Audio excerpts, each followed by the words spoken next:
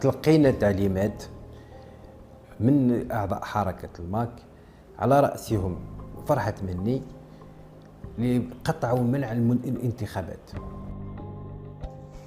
مجموعة إجرامية تتكون من 6 أشخاص جزائريين و4 مغاربة يقيمون بطريقة غير شرعية بولاية تيزي وزو. كانوا يسعون للتشويش على السير الحسن للانتخابات التشريعية، لكن يقظة مصالح المديرية المركزية لأمن الجيش كانت بالمرصاد لهذه المحاولات الفاشلة.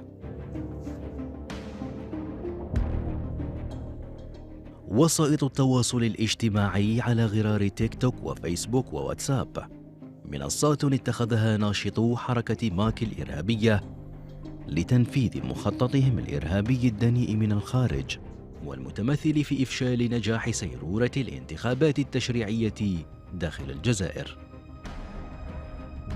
كان يدير لايفات هكذا مع جماعة من فرنسا تاع الماك هذوك على جال مقاطعة انتخابات وانفصال القبائل شغل كنا نناقشوا مع الامورات هذو.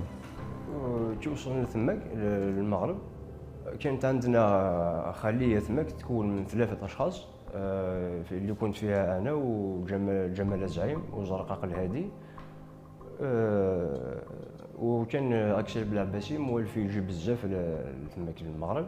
جماعه الماك يروحوا للمغرب كملجا باش يلقاو الاريحيه ديالهم، ومن بعد كاين اللي يروح لوروب، كاين اللي كيبقى تمانية في المغرب، كاين يلقاه ملجا يعاونوه تمانية ويدير النشاط ديالو. الاوضاع في المغرب، شوف احنا عندنا فئه لاباس بها وفئه الارض، يعني تقول الارض راهي تحت هذيك خلاص. كنا مقهورين في المغرب كما نقولوا، كاين في المغرب الحق راه الظلم، خدمه ما كانش ناقصه، معيشه صعيبه. كرسالة للشباب ولا جميع الناس منطقة القبائل، ما تغلطوش، ما يغلطوكمش الناس بأجندات أجنبية ليست من با جزائرية ولا حتى قبائلية، سياسة وأجندات أجنبية مخزنية وصهيونية.